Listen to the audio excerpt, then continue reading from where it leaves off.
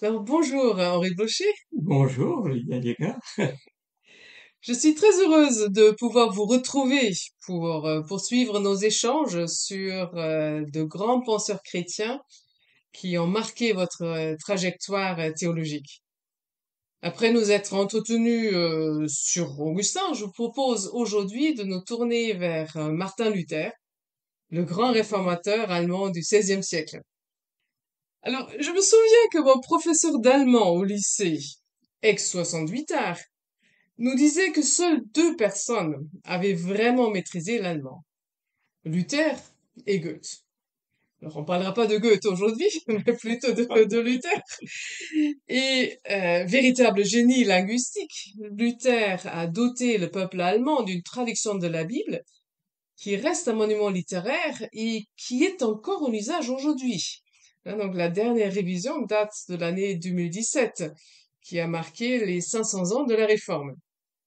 Cela dit, j'imagine que ce n'est pas sa traduction de la Bible et ses prouesses linguistiques qui vous ont conduit à vous intéresser à Luther.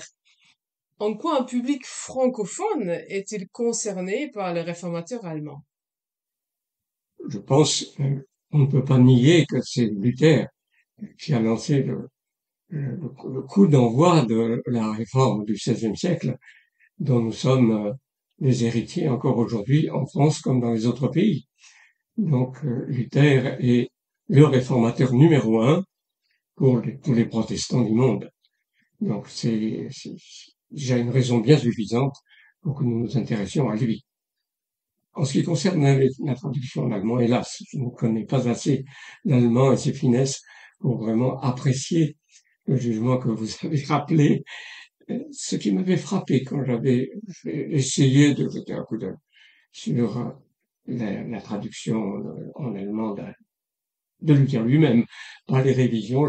J'ai chez moi une Bible dite de Luther révisée, mais c'est quand même fortement modifié par rapport au XVIe siècle. Mais ce qui m'avait frappé, quand j'avais à la bibliothèque du Wheaton College vu différents états de la traduction de la Bible par Luther, à quel point il avait remanié, reformulé les choses.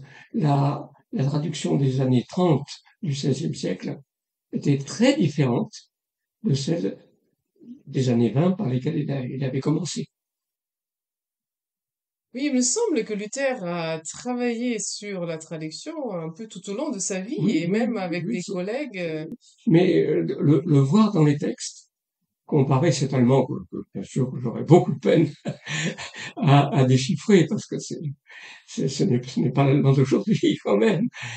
Comparer l'allemand de sa première traduction avec une traduction proche de la fin de sa vie, mais c'est découvrir un écart considérable. Ça veut dire qu'il continue à travailler, effectivement. Mhm. Donc, nous avons parlé de sa traduction et qui a eu un impact durable sur la langue Euh, allemande. Mais pour venir maintenant aux autres œuvres de Luther, laquelle est votre œuvre préférée? c'est très difficile de répondre à pareille question. Euh, les grands écrits réformateurs de 1520, ils représentent une expression à la fois juvénile et puissante du génie et de l'inspiration divine, pas inférieure, mais de l'inspiration divine de Luther, car je pense que le Saint-Esprit agissait en lui et par lui. Donc, ces écrits sont vraiment remarquables. Et comme je me suis beaucoup intéressé à la question des sacrements tout au long de ma vie, la captivité babylonienne de l'Église est quand même un écrit qui a beaucoup compté pour moi.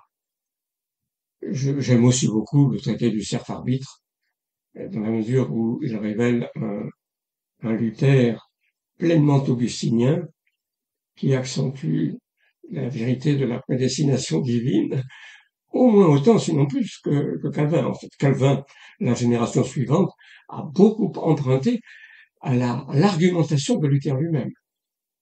Quand on compare les arguments clés, on peut s'en apercevoir. Donc c'est aussi un écrit qui a beaucoup compté pour moi. Est-ce que c'est par ses écrits que vous avez commencé à lire Luther ou est-ce qu'il y a d'autres Donc, je suis plutôt? incapable de vous répondre à ce sujet.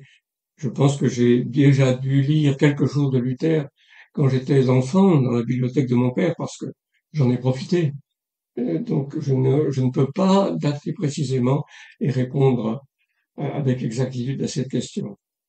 Mais en prévision de notre entretien, un souvenir m'est revenu du tout premier contact. Alors, c'est pas une lecture, mais c'est quelque chose d'un peu amusant. J'espère que ce n'est pas blessant pour vous, avec votre origine germanique. Je me rappelle, j'avais, je pense, 5 ans, peut-être tout juste 6 ans, dans le village d'Ardèche, où nous étions plus ou moins réfugiés.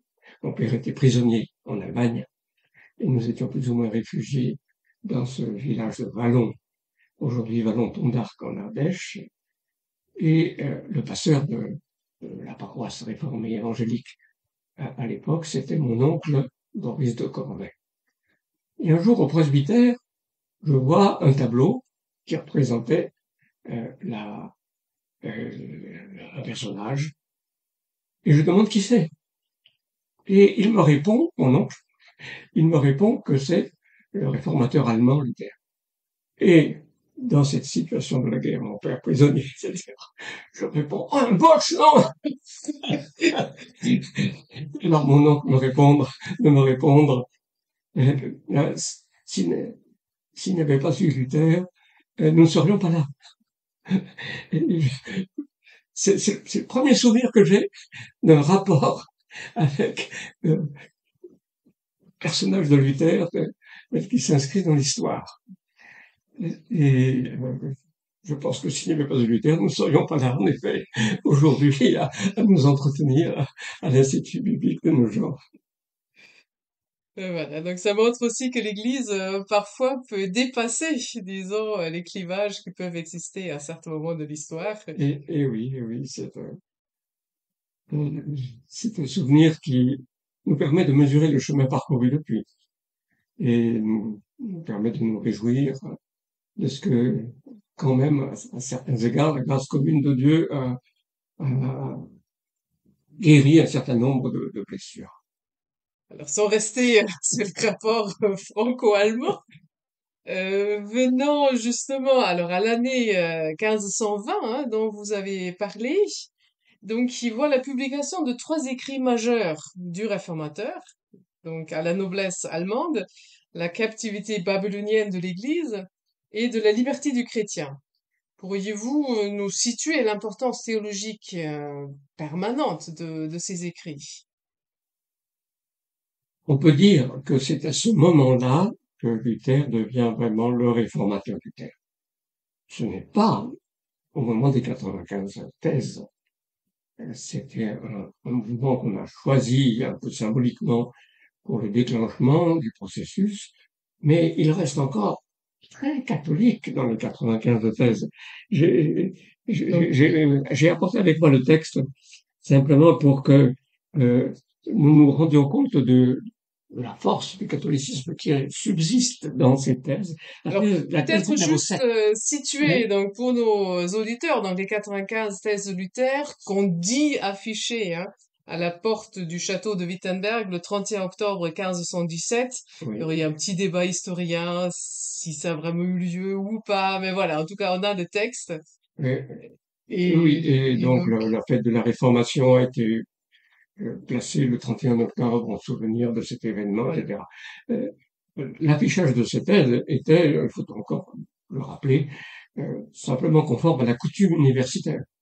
Cela se faisait assez souvent. Le professeur affichait des thèses en vue d'une dispute publique qui lui permettait de se faire connaître, de répandre ses idées, de les justifier. Donc, ce n'était pas la première fois qu'il y avait affichage de thèse, ni la dernière. Parfois, le professeur faisait d'ailleurs défendre ses thèses par un de ses étudiants, mais il était là et il intervenait.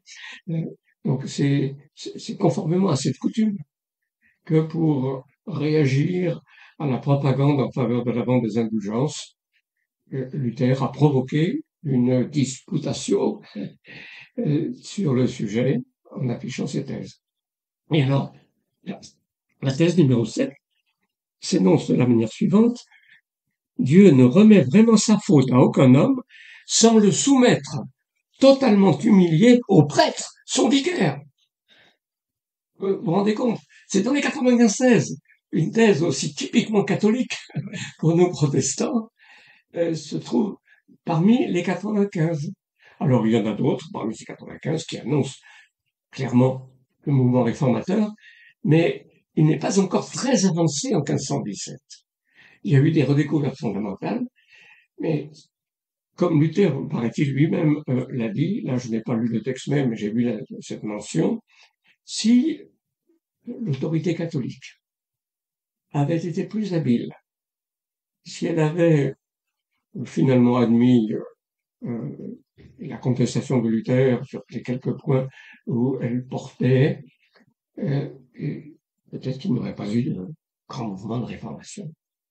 Mais c'est l'opposition des autorités catholiques universitaires, magistérielles, en Allemagne, et puis finalement à Rome, avec une bulle, etc., qui a déclenché le processus. Luther s'est rendu compte peu à peu qu'il devait clairement contester l'infaillibilité des conciles.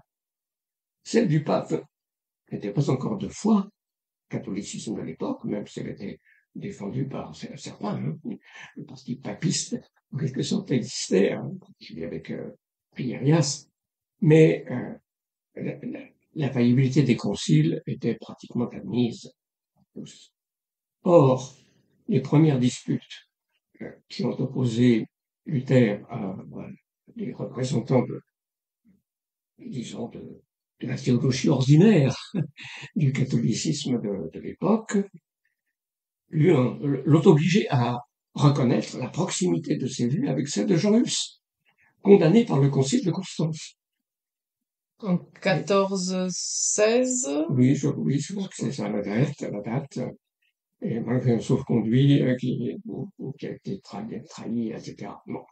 Mais il a été obligé de reconnaître cela, et donc il a été conduit à remettre en cause l'infaillibilité des conciles et à repenser finalement tout le rapport de l'Église à l'Écriture.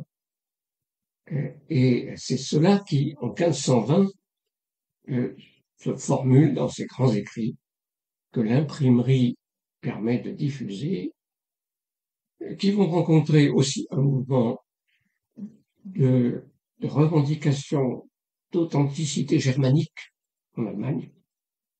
Les intellectuels allemands souffrent, pourrait-on dire à l'époque, d'un complexe d'infériorité-supériorité à l'égard des latins, représentés en particulier par le magistère de Rome. Et il y a parmi les humanistes allemands déjà tout un climat de revendication de leur originalité propre et de la valeur de cette originalité par rapport à l'hégémonie romaine. Et les écrits de Luther rencontrent cette attitude largement répandue, et c'est un succès formidable. Pourriez-vous nous situer en quelques mots ces trois écrits? Parce qu'en particulier, le titre de la captivité babylonienne de l'Église, ça paraît assez surprenant, et même à la noblesse allemande, c'est peut-être pas beaucoup plus clair. Oui, oui, alors là, en fait, la noblesse allemande est l'adresse de cet écrit parce qu'il s'agit des responsables, de ceux qui, dans l'ensemble du peuple allemand, ont les moyens d'agir, mais il ne s'agit pas du statut de la noblesse particulièrement, il ne les flatte pas comme tel, il les appelle à un mouvement de réformation nécessaire. En ce qui concerne le titre de la captivité babylonienne de l'Église, il est très très bien choisi. Il s'agit bien sûr d'une comparaison avec l'exil à Babylone du peuple d'Israël en punition des, des péchés accumulés surtout des rois et des prêtres en Israël. Les deux royaumes, d'abord celui d'Israël du Nord et puis le royaume de Juda, c'est surtout du royaume de Juda qu'il est question dans le récit, ont été châtiés par un exil et une captivité en terre d'exil dans l'empire babylonien. La captivité pour le royaume d'Israël avait commencé quand le même territoire, en gros, était dominé par les Assyriens, et les Babyloniens ont suivi, et c'est l'armée babylonienne qui a emmené les captifs de Juda en terre d'exil, avec divers lieux. Ce n'étaient pas des barbelés, hein, ils étaient établis dans des villages, qui s'appellent Tel Aviv d'ailleurs, la colline des épis, et pendant 70 ans, donc, selon la prophétie de Jérémie, le peuple s'est trouvé captif en terre étrangère, jusqu'à ce que l'histoire de Cyrus le Grand, l'empereur médo-perse, leur permette le retour, un retour qui n'a été que partiel d'ailleurs, parce que toute une partie de cette population exilée est restée finalement, elle n'était pas si mal dans l'affaire d'exil. Alors, Luther compare les siècles de domination romaine sous la férule ou sous la crosse du pape à la captivité d'Israël en Babylone. Il considère que il y a la véritable Église, comme il y avait Israël en Babylone. Mais cette véritable Église a été soumise à un étranger qui, en quelque sorte, aliénait la foi authentique des chrétiens par ses décrets, par toute la tradition qu'il a surimposée, par le système qu'il a édifié. Donc la captivité de l'Église est une captivité sous l'autorité du pape, qui a été en quelque sorte son geôlier, sous l'autorité du pape pendant des siècles. Alors ça s'est édifié progressivement, et en dénonçant ce papisme, il n'emploie pas le terme, c'est moi qui l'emploie à cet instant, en dénonçant le papisme comme une imposition étrangère aliénante au peuple chrétien, Luther proclame la nécessité de s'en libérer. Le temps est venu d'un retour dans la vraie patrie. Ce sont des accusations fortes. Et a priori, il paraît peu probable qu'un théologien qu'un millénaire et demi sépare des textes néo-testamentaires soit en mesure de retrouver leur véritable sens qui serait resté caché aux nombreuses générations de théologiens qui l'ont précédé. Mais peut-on vraiment penser, croire, doit-on croire que la nouvelle lecture de Luther correspond au sens du Nouveau Testament? Alors, chacun prend ses responsabilités. Chacun a la possibilité de recourir au Nouveau Testament et de vérifier ou non cette concordance. Donc, je lance le défi à tous ceux qui peuvent nous écouter de faire le travail, chacun pour soi. Mais j'ai une double réponse quand même à l'interrogation que vous venez de mettre en avant. D'une part, je pense qu'il nous faut nous rendre compte que le Moyen Âge a été traversé de très nombreuses controverses et que le Moyen Âge n'a pas été monolithique du tout du point de vue religieux et théologique, qu'il y a eu des contestations assez profondes et que Luther peut apparaître très légitimement dans le prolongement de plusieurs mouvements qui ont caractérisé la théologie de l'Église catholique occidentale, parce que c'est de l'Occident européen qui peut être question avec Luther, pendant de plusieurs siècles, les siècles qui ont précédé le septième. Donc, il ne faut pas avoir une impression de rupture, d'annulation en quelque sorte de tous les siècles qui ont précédé. Et Luther a été très, très fortement en dette à l'égard de plusieurs courants différents de ce Moyen Âge, comme nous l'appelons, comme on a commencé à l'appeler après la Renaissance. Donc ça, c'était un premier élément de réponse. Alors je cite au moins trois d'emblée, non quatre, allez quatre d'emblée. Bon, il y a le courant augustinien de ce qu'on a appelé les pré-réformateurs, avec Jean Hus, que j'ai mentionné déjà, avec Wycliffe, qui avait précédé Jean Hus, qui l'avait influencé. Donc c'est un courant qui a préparé la réformation de Luther et qui, sur certains points au moins, a commencé à retrouver ce que je crois le sens authentique du Nouveau Testament. Il y a eu de nouvelles façons plus littérales, plus philologiques de lire les textes anciens. Et par exemple, Nicolas de Lyre Normandie, par ses commentaires, a été extrêmement important dans l'histoire personnelle de Luther pour lui permettre de retrouver le sens de nombreux textes. Et Nicolas de Lyre, c'est quel siècle? Nicolas de Lyre, alors c'est le 15e, si je me rappelle bien, le 15e siècle, et on a même fait un jeu de mots à l'époque en disant si Nicolas n'avait pas joué de la lyre, Luther n'aurait pas dansé. C'était un religieux français, normand, qui a utilisé lui-même des techniques exégétiques qu'il avait apprises des Juifs, car il y a eu un renouveau antérieurement encore de l'exégèse juive de l'Ancien Testament. Donc, il y a eu ce courant-là aussi. Il y a eu tout le courant de la mystique dite rhénane, qui a beaucoup compté pour Luther quand il a découvert l'un des livres de ces mystiques qu'on appelle intitulé la théologie germanique, Theologia Deutsch.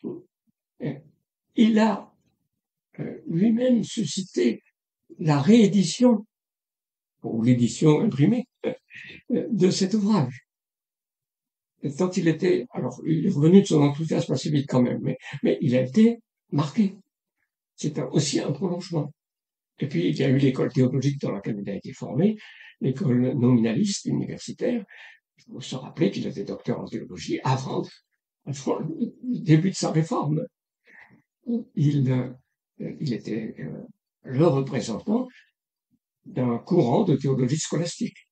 Et tout cela, je pense, a joué de manière combinée. Donc, premier élément de ma réponse à votre question, il faut aussi lire Luther comme le fruit d'un labeur multiple, à certains égards contradictoires, recelant en tout cas des fonctions importantes, qui s'étaient déroulées dans les siècles précédents. Et puis, la deuxième partie de ma réponse, alors, nous entraîne dans un débat très contemporain pour nous. Certains théologiens et surtout exégètes de notre époque ont prétendu pouvoir étudier une nouvelle perspective sur les épîtres de Paul en prétendant que la lecture protestante classique avait été gauchie justement par l'expérience de Luther, que les protestants avaient indûment lu le Nouveau Testament à travers les lunettes luthériennes, mais que si l'on réagissait contre cette déformation-là, alors on s'apercevait que Luther et le Nouveau Testament ne donnaient pas du tout le même sens au même phrase. cette nouvelle perspective qui a plusieurs sous-chapelles, etc. Cette nouvelle perspective, je pense qu'elle a choisi une route conduite dans le marécage, que c'est malheureusement une impasse, qu'elle n'est pas justifiée. Et qu'en fait, c'est bien Luther qui a retrouvé, là où plusieurs l'avaient oublié, la plupart l'avaient oublié, la vraie lecture qu'on doit faire du Nouveau Testament et surtout des épîtres de Paul. Mais cela, évidemment, se discute passage après passage, texte après texte. J'ai étudié quelque peu cette question. J'ai contribué à l'un de deux volumes qui ont paru sous la direction des professeurs Don Carson, Max Seyfried et Peter O'Brien, et qui constituent une réfutation de cette nouvelle perspective de divers côtés.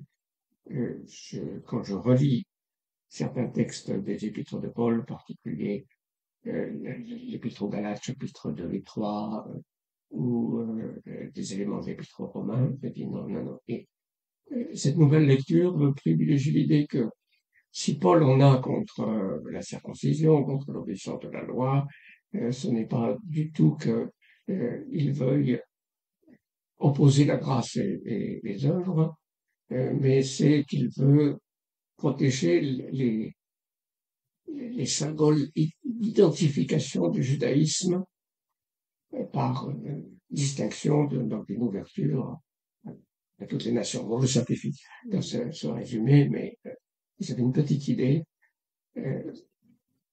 Le problème n'est pas celui des mérites, comme les protestants l'ont dit, mais plutôt des rites, c'est mon formule, qui, avec leur c'est symbolique et leur portée de séparation sociale, socio-religieuse, au temps du Nouveau Testament, selon la nouvelle perspective.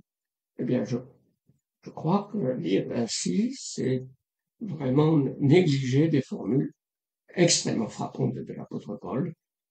Quand l'apôtre Paul dit que Dieu est celui qui justifie les impies, chapitre 4 de l'Épître aux Romains, mais c'est une formule d'un scandale extrêmement choquant pour toute lecture juive et par rapport à la lecture de la nouvelle perspective qui identifie en grande partie le rapport de Paul à la loi à celle des pharisiens. Je pense que cette formule est vraiment un démenti. Elle est tellement paradoxale et violente que si Paul l'a forgée, c'est vraiment qu'il voulait marquer cette différence. Dans le chapitre 3 de l'Épître aux Philippiens, je suis très très frappé par le fait que Paul considère comme de la boue, comme même pire que de la boue, toutes ces choses qui, pour lui, avaient été un sujet de vanterie auparavant quand il était dans le judaïsme. Et il dit qu'il considère tout comme de la boue, comme sans valeur, afin de gagner le Christ et d'être trouvé en lui, non pas avec la justice mienne, et même, c'est la particule possessive qui est la plus emphatique, non pas avec la justice mienne, mais celle qui vient de Dieu par le moyen de la foi. Cette polémique contre une justice mienne ne convient absolument pas au schéma que la nouvelle perspective veut nous faire croire, la vraie perspective de Paul. C'est un contraste qui convient à la lecture luthérienne. Alors, évidemment, c'est étonnant. C'est étonnant qu'après 15 siècles, il y ait cette coïncidence. Je l'attribue pour ma part, outre, on dit providentiel des choses par Dieu, l'action de son esprit.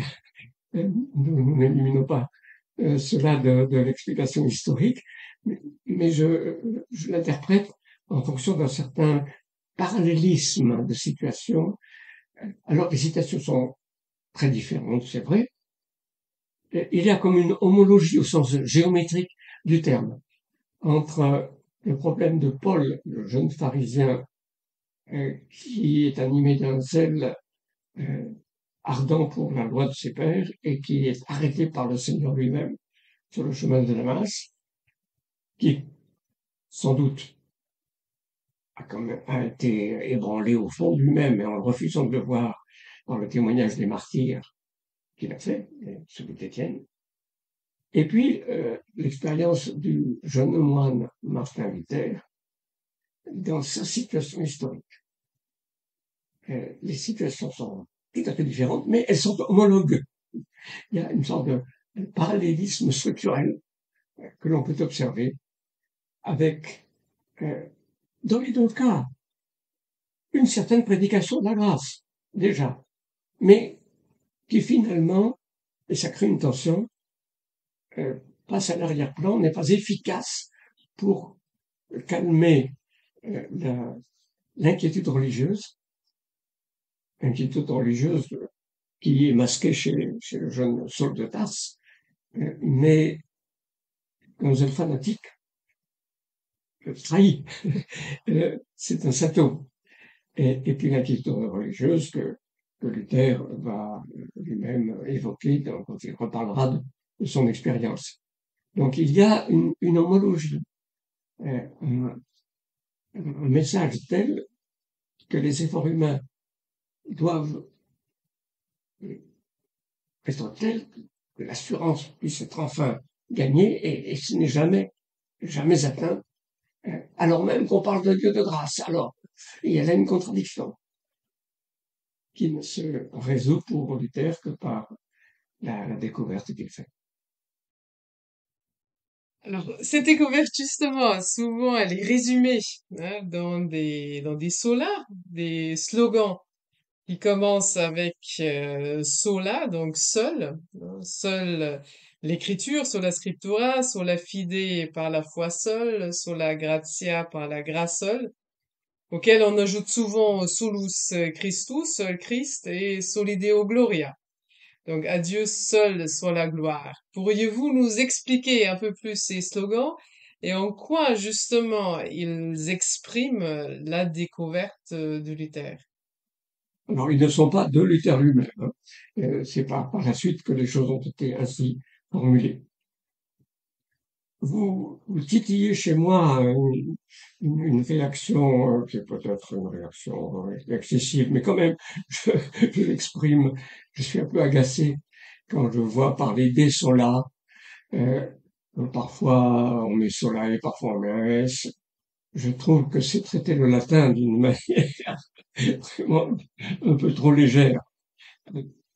Sola est ou bien le nominatif ou bien l'ablatif de, euh, de l'adjectif au, au féminin. Bon, déjà, ça ne s'applique pas si on dit solus Christus, on utilise le masculin, ou solo Christo, éventuellement par Christ seul, et pas non plus à soli Deo gloria, où c'est à Dieu seul la gloire. Et puis, le pluriel, le pluriel suppose un nominatif. Or, sola fide, ce n'est pas la foi seule, c'est par la foi seule. Donc, le pluriel du nominatif ne convient pas. Et en ce qui concerne sola scriptura, je crois pour ma part que c'est aussi, comme pour sola fide, un ablatif instrumental, qu'il ne faut pas traduire l'écriture seule, mais par l'écriture seule, selon l'écriture seule. Alors, je trouve très difficile de le démontrer, mais je crois avoir trouvé dans une citation du livre de Robert Preuss, un luthérien américain, sur théologie d'écriture, une citation qui montre que c'est ainsi que c'était pris, non par l'écriture seule, mais par l'écriture seule. Donc, vous voyez, ça c'est des coquetteries de mauvais latiniste comme je suis. Donc, sur le fond maintenant, sur le fond, je crois qu'on a bien observé que c'est là un très grand et profond contraste entre le protestantisme et le catholicisme, là où le protestant dit ou bien, donc seule l'écriture, parce que c'est ou bien l'écriture, ou bien la tradition, ou bien les œuvres, ou bien la foi, la grâce, etc. Là où le protestant dit ou bien, où il dit sola, solus, etc. Le catholique dit et. La foi, bien sûr, euh, mais et les œuvres, etc. C'est très, très, très, très profond comme opposition. Euh, alors, en quoi est-ce que cela se rapporte à la découverte fondamentale de Luther à laquelle je faisais allusion, cette foi qui dans un Dieu qui justifie les impies et qui nous accorde une justice qui n'est pas la justice nôtre. Pourquoi? Précisément parce qu'il y a là la rupture. Dans les deux formules de Paul que je rappelle, qui viennent de l'Épître aux Romains chapitre 4 et de l'Épître aux Philippiens chapitre 3, nous avons précisément l'antithèse. Si Dieu justifie les impies, ce n'est pas notre piété qui nous justifie. Si ce n'est pas notre justice à nous, donc ce ne sont pas nos œuvres. Il y a un aspect négatif d'exclusion dans ces formules de l'apôtre Paul qui représente la rupture qu'on retrouve ensuite dans le ou bien, et dans le sola, scriptura, par rapport à la tradition, la grâce et la foi par rapport à un rôle des œuvres pour obtenir notre justification, etc. Et en quoi est-ce que cette découverte est libératrice? Elle est foncièrement libératrice, c'est par rapport au tourment de conscience que le jeune Luther a éprouvé, parce que si on a le sens de l'absolu et de l'exigence divine, de la sainteté du Dieu trois fois saint, on se rend compte que même à titre partiel, une contribution simplement humaine au processus qui obtient la justification ruine tout, empêche toute assurance, nous laisse dans la perdition. Si mes œuvres comptent même pour 1% seulement, à côté de la foi et de la grâce de Dieu, la foi et la grâce font tandem, hein, c'est deux versants de la même réalité spirituelle. Si mes œuvres comptent pour 1%, mais si ce 1% est indispensable, à 99%, je n'atteins pas le salut. Si ce 1% est nécessaire. Étant donné l'absolu de l'exigence divine, ses yeux sont trop purs pour voir le mal. Tous nos actes de justice sont comme un vêtement horriblement sale, d'après la prophétie d'Ésaïe. Je suis perdu. Je n'atteindrai jamais ce 1%.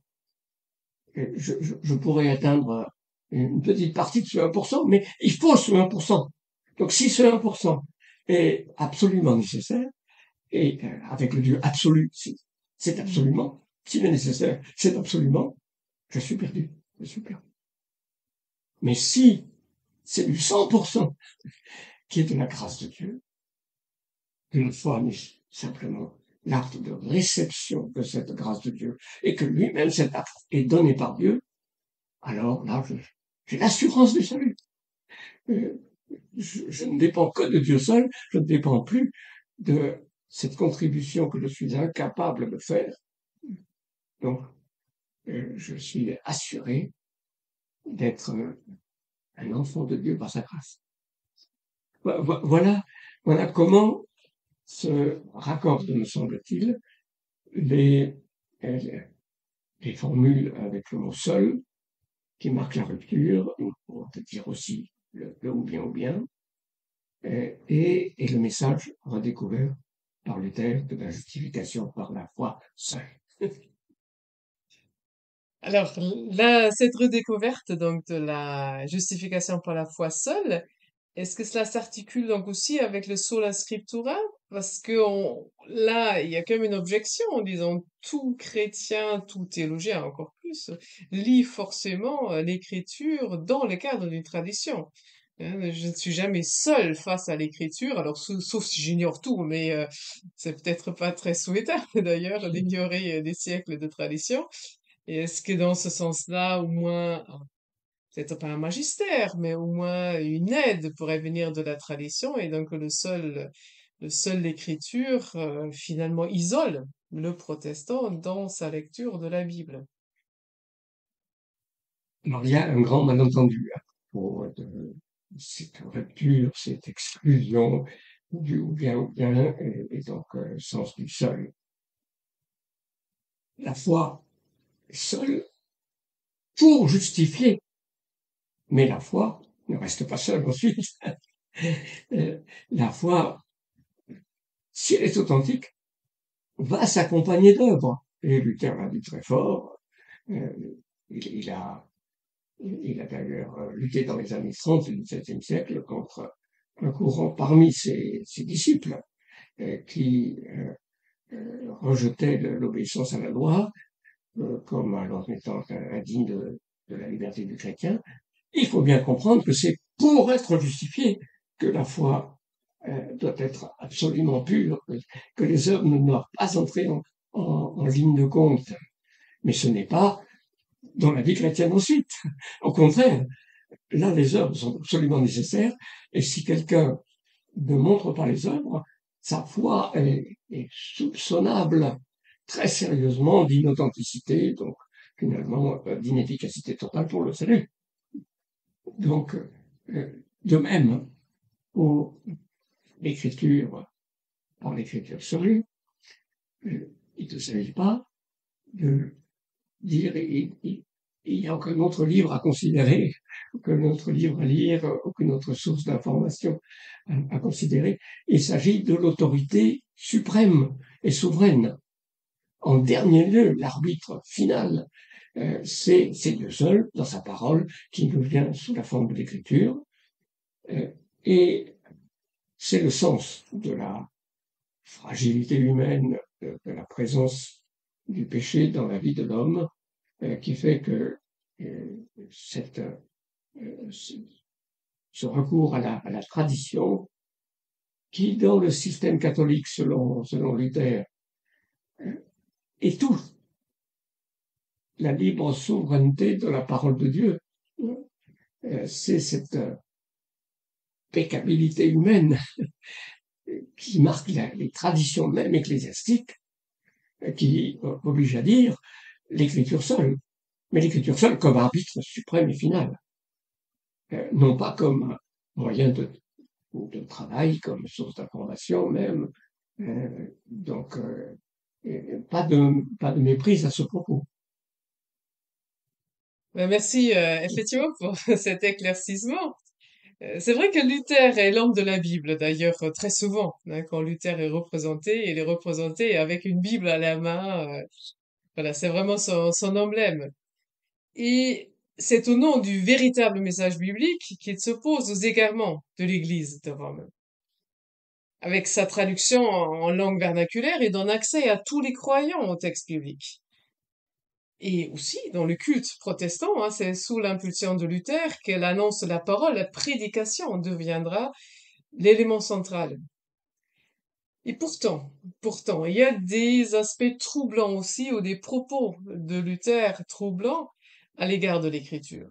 Hein, il s'est méfié de l'épître de Jacques, par exemple, la traitant même de Stroh-épistle, hein, donc cette épître de paille. Ou encore, il adopte le principe du Was Christum treibet, ce qui pousse ou favorise le Christ, pour discerner, alors faut-il dire pour faire un tri même, hein, donc pour savoir ce qui relève vraiment de la parole de Dieu dans la Bible. Est-ce qu'il y a là pas déjà une semence, je dirais, de critique biblique ou en tout cas une certaine approche éclairée, hein, donc de la Bible, qui ensuite a porté des fruits bien plus tard, assez, disons, redoutables. Alors j'espère que c'est l'approche vraiment éclairée, mais, mais ce n'est pas celle des Lumières que je considère comme telles, des Lumières au sens du mouvement du rationalisme du XVIIIe siècle. Mais je reviens maintenant plus précisément à votre question. Et il faut démêler les choses qui se trouvent vraiment mêlées chez de nombreux auteurs. Il faut distinguer deux questions tout à fait distinctes. La question des limites du canon, de ce qui est écriture sainte et ce qui ne l'est pas, et la question du statut de l'écriture canonique, de la façon de concevoir son inspiration et les conséquences qu'on peut tirer de cette inspiration. Ces deux questions doivent être complètement séparées dans le cas de Luther. Et je signale que j'ai écrit un article assez fourni sur le sujet qui se trouve par exemple dans un numéro spécial de la Revue Réformée sur la parole de Dieu et l'écriture. Donc, j'y renvoie ceux que le sujet intéresserait. Je résume maintenant ce que je crois avoir pu démontrer par de très nombreuses citations que j'ai trouvées grâce à des auteurs qui avaient fait le travail avant moi. Euh, euh, toutes les remarques qu'on peut estimer négatives à l'égard des textes bibliques chez Luther, alors il y en a finalement très très peu. Euh, ça, ça revient pratiquement à une page ou deux pour une œuvre d'une cinquantaine de gros volumes. Hein. Mais toutes les remarques négatives portent sur des textes dont on peut montrer qu'ils ne sont pas pour Luther de l'écriture canonique. Et c'est tout spécialement le cas pour l'épître de Jacques. Alors je déplore qu'il n'ait pas discerné le caractère canonique de l'épître de Jacques, que pour ma part je professe, et que le luthéranisme après Luther a reconnu. Mais en ce qui concerne sa doctrine de l'écriture sainte, ce qu'il dit de l'épître de Jacques ne doit pas valoir, car pour lui ce n'est pas l'écriture sainte. C'est un texte qui fait partie des écrits traditionnels, intéressants, mais apocryphes. Et donc, euh, il, il traite l'épître de Jacques comme une œuvre seulement humaine. Alors, le pire d'ailleurs n'est pas, à ma connaissance, cette expression de l'épître de paille, parce que finalement, il me semble qu'on pourrait encore imaginer une interprétation pas trop défavorable de cette expression épître de paille. Finalement, la paille est utile à, à cette activité chez les paysans. Donc, mais d'après ce que j'ai lu, il aurait annoté, on a retrouvé cela, dans les marges de son exemplaire de l'épître de Jacques, devant le passage où Jacques dit qu'il ne soit pas nombreux parmi vous ceux qui enseignent, il aurait écrit en marge que n'as-tu toi-même suivi ce conseil? Là, c'est plus dur encore, plus dur encore que l'expression épître de femme. Mais pour lui, ce n'était pas l'écriture sainte. Et le principe, ce qui promeut le Christ, est un principe pour lui qui permet de déterminer ce qui est écriture et ce qui ne l'est pas. Et pour ce qui est de l'écriture, il a des formules d'une force extraordinaire dans son commentaire de l'Épître aux Galates, lorsque Paul dit que quiconque annonce notre évangile soit anathème, il dit que c'est l'écriture qui est la reine, qui doit tout déterminer, sans que ça il n'y a aucun espoir de penser droit. Et il s'attache, là c'est dans le commentaire sur la Genèse, aux manières de parler à la, à la formulation dans le détail en disant que c'est le Saint-Esprit qui a déterminé ces choses. Il y a surabondance de témoignages qui montrent que, en ce qui concerne ce qui est canonique pour lui, c'est vraiment la parole de Dieu, plénièrement inspirée, infaillible. Mais, malheureusement, à mes yeux, malheureusement, il a cru pouvoir détacher de l'ensemble canonique des écrits qui choquaient trop sa sensibilité. Compris comme il les comprenait, ces écrits étaient incompatibles avec sa redécouverte de l'Évangile. Et alors il a dit non, ça ne peut pas être l'écriture sainte. Et c'est spécialement le cas de l'épître de Jacques. Donc je crois vraiment qu'on peut clarifier les choses de cette façon, en ajoutant donc que Mélenchon, son compagnon, son assistant à divers égards, Mélenchon, lui, est resté beaucoup plus sage et prudent en ce qui concerne le canon. Et c'est Mélenchon que le luthéranisme ensuite a suivi. Cet écart sur Jacques et sur un certain nombre de textes que Luther n'a pas jugé canonique, cet écart est resté purement individuel, propre à Luther lui-même.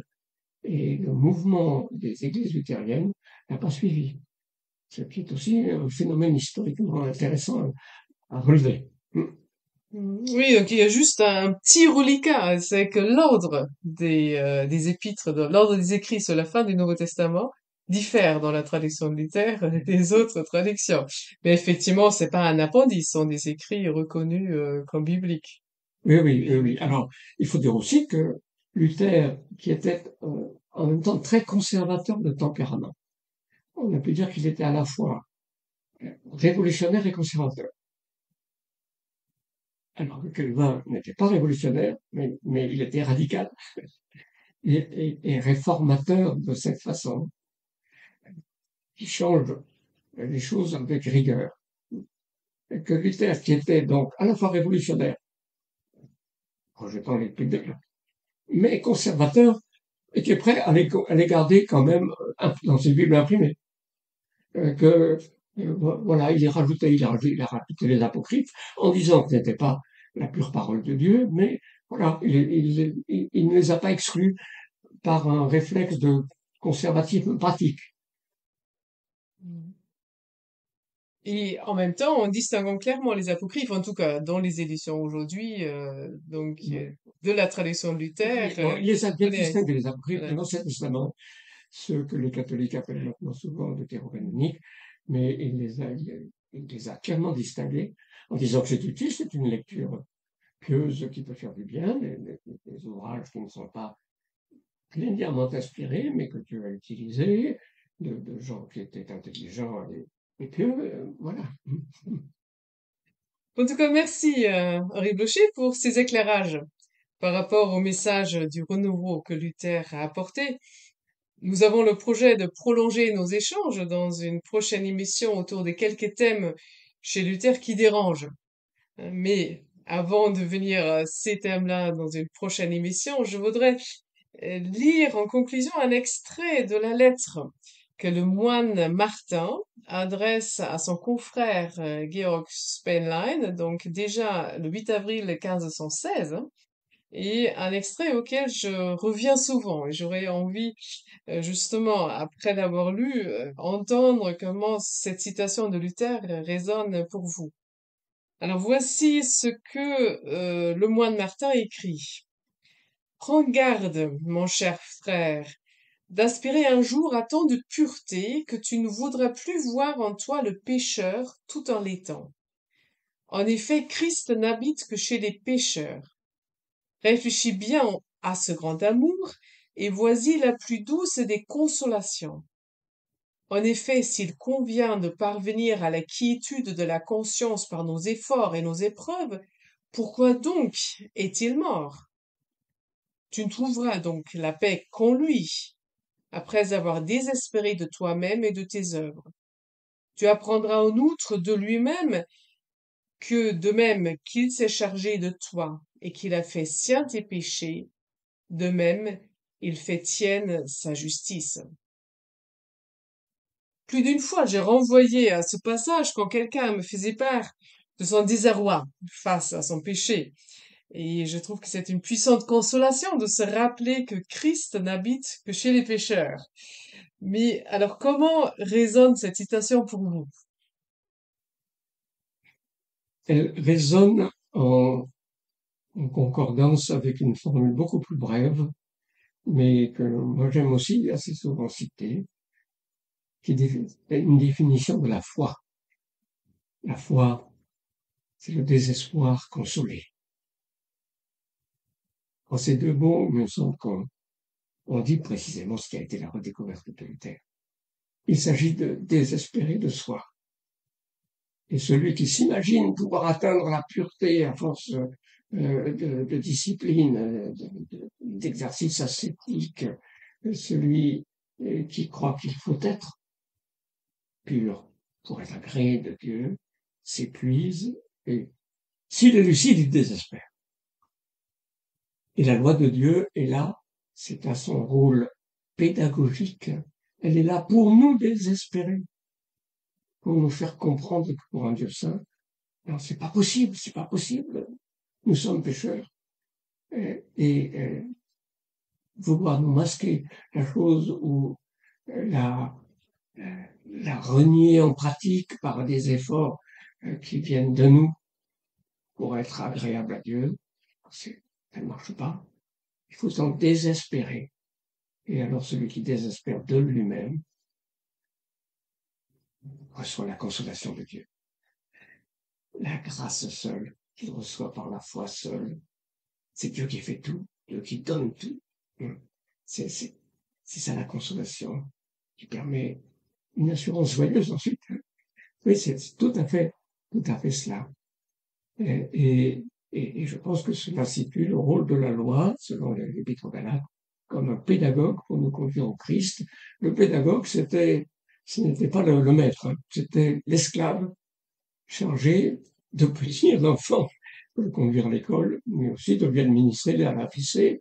Et la loi, elle est là pour nous conduire à ce désespoir de nous-mêmes, en nous montrant qu'un Dieu saint qui donc ne peut pas s'être satisfait parce que nous sommes et ce que nous faisons, et donc tel qu'il nous donne les 100% de ce qui nous permet d'être en communion avec lui.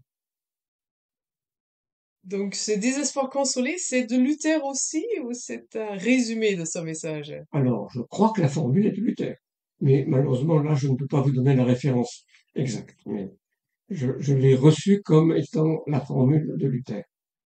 Définition de la foi. En tout cas, une belle définition de la foi et une bonne conclusion à notre échange. Je vous dis donc au revoir, Henri Blocher, et à Au bientôt. revoir, merci.